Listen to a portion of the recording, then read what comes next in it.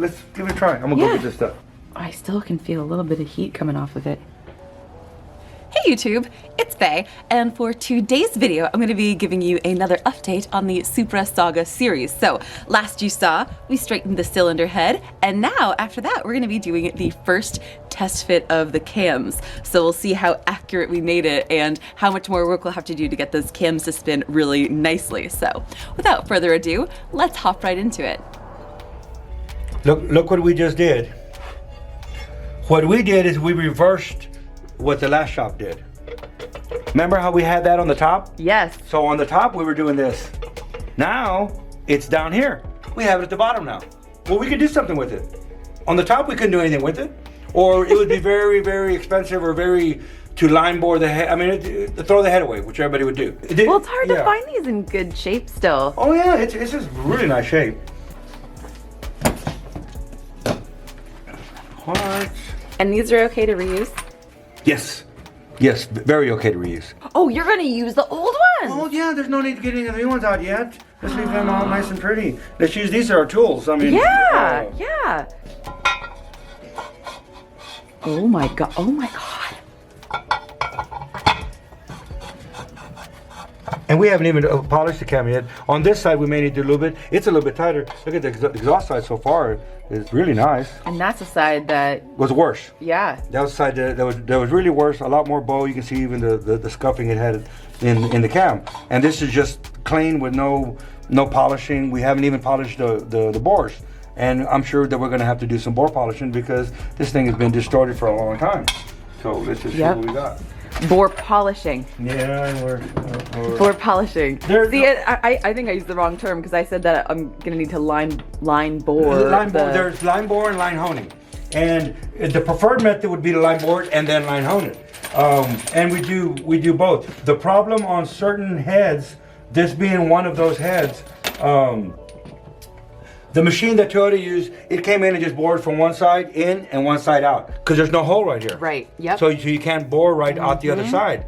So they literally sat this head either vertical or however they did it and bored it in, bored it out, and that's it. Now for us in the industry to try to repair it, you know, I've had to cut a head in the back before when I had to bore it. I mean, you know, but I can TIG weld, so we'll just, you know, cut that back. Yeah. Don't really want to, but you know, I've had to. You want to save a head that has the back. Not all of them have it. Just about all manufacturers have a cutout here with a little aluminum, so they can machine it. Yeah. A lot easier way to machine. My line borer machine has a bar, and then it has plates, so we needed to hold this part of the bar. Okay, we also have hones that will fit in here, long hones. This is an extremely long one, so the hone will usually get about this far, and normally we'll hone from this side and then come back over here. We're just talking a tenth or so, just to true the bore. Here, we're gonna end up doing it by hand. So another thing, don't watch this at home. But if we might not have to do anything, I don't know. We're looking really good. All the caps are numbered. That's a neat Toyota thing. That is a They'll have a number, 1, 2, 3, 4, intake, exhaust. Oh, they're my old pins. There's your old pins, so you can have those and slingshot Keep them forever. Yep. Yes. There's 5, there's 4, there's 3 to have an arrow aiming to the front. To the front, yep. The arrow would not aim to the back unless it's Swedish, and then they go to the back. Yeah, I know. I used to work on Saab, I know. I like Saabs, but it takes a while. I like Saabs too, they're weird. What's this? Just a little 30 weight motor oil. 30 weight motor oil. I lift it up and turn it down and do it again.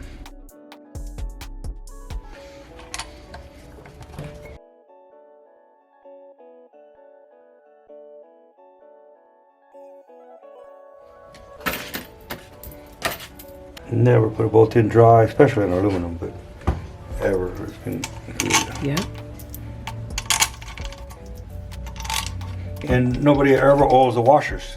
Very important. That's why we're going to go to the torque deal one day. And they invented torque deal because people wouldn't do the proper thing to the bolts. If you're using a torque wrench, which all we're doing is the engineers, metallurgists have determined how much torque it needed to stretch that bolt. It's a rubber band. So we want to give it some preload. We want to stretch the rubber band so it always holds pressure on it. And so they've already determined this in a lab. Well, they know how much torque it is. We screw up when we don't oil everything properly. The friction throws the torque wrench off, and the torque wrench says, oh yeah, it said 8 pounds. Well, it said 8 pounds because the friction stopped the bolt from turning. It didn't stretch the bolt like it's supposed to. So we want to turn the bolt with no friction. Mechanics were not oiling stuff correctly. They're having issues. All diesel motors don't have they have torque to yield. When you start getting to a certain torque, it is just too much torque, the friction throws off the wrench. That's why we have torque to yield. We're only going to do 20 pounds, something real small. 40 pounds, 20 pounds, there's always something real small because there's no friction and it will get that torque. At that point, the engineers already knew, I want to stretch this bolt so much, let's turn the bolt and let's see how much it turns. Oh, 90 degrees plus 90 degrees is the stretch. So it is torquing it, but now we don't have to worry about people not oiling the bolts. Because when you turn it 90 degrees, it's going to turn 90 degrees. It may squeal like a pig as it's real dry, but you're gonna get the right thing. That's what torque to yield came about because of people not torquing stuff correctly. So we're still good, and not tight yet. You tighten them from the outside in. Mm-hmm. Why are we using the old cam? Because I'm gonna hit on it.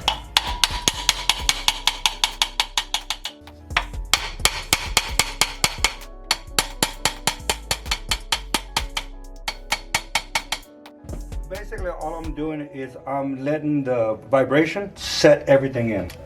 I wouldn't have been hitting on your new cam, but that didn't hurt anything. I hit just the end of it. Yep.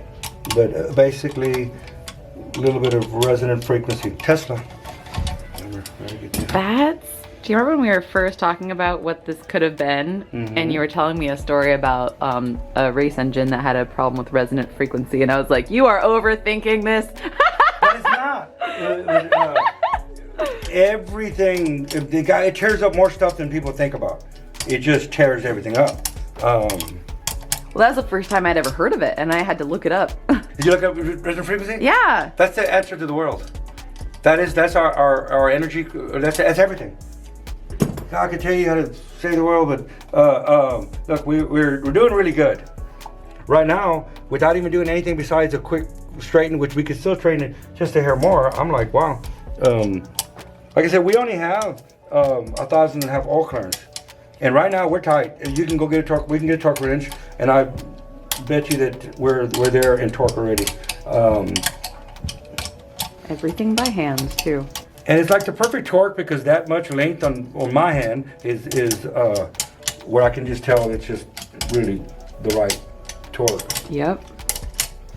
I would So run it do just you like use torque wrenches when you're building that. I use race torque wrenches on engines? everything. So when I say throw the torque wrench away, I mean Oh, you're talking about for the novice who really needs to build the muscle memory of what a stripping bolt feels like. They don't have the I common get it. sense of how to feel, and they're going by a number and trying really hard, and they went to Harbor Freight or went to somewhere and bought a torque wrench, Yep. and they're trying to do it right, and then snap. I'm really happy with that, man. We're very good, I'm really happy with that. and we're gonna make this to just go psst, just spin. But right now we haven't done anything. We haven't done. Think about what we've done in machining that you didn't have at home. We haven't done any black Decades magic. of knowledge. I mean, we did a little bit, black magic, whatever. But I haven't pulled out a line boring machine. We haven't pulled out a home. We haven't done anything. Nothing at all, but just a hammer and a hammer, a machinist with a hammer. But think about it. We already got the cams turning. Yeah. And it actually doesn't feel too bad. Let's see what the intake is going to take. And some of it could still be in the scuffing of the cam. We didn't polish the cam. I bet you if I polish this cam right now and just maybe look at the bores, you can see how it was. Yeah, it's got some scuffing on it. Yep. Yeah. Scuff them a little bit with a little bit of Scotch-Brite. It may just spin perfectly. And we may be at the point where Bores with Scotch-Brite? Stop. Never use Scotch-Brite on anything. You heard it? Yeah, I was like, wait a second. Well, I'm talking about a little bit different. I'm talking about the end of my finger with an old piece of Scotch-Brite that I have. And you put the bore in there and you can just sit there and just clean it. Scotch-Brite's okay. In a hand, don't use anything with the drill. Yeah. I mean, No, never. I would dream of it. I got a bunch of people that need to watch that. That's a whole other video. That's a whole other, you got 100 videos.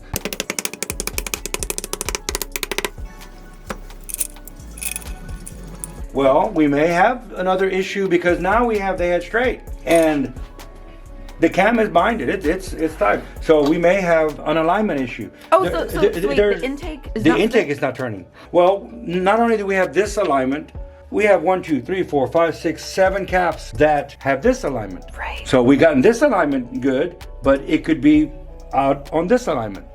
And Gotcha. we'll see that, and We'll call get that to the that. fish alignment. Yes.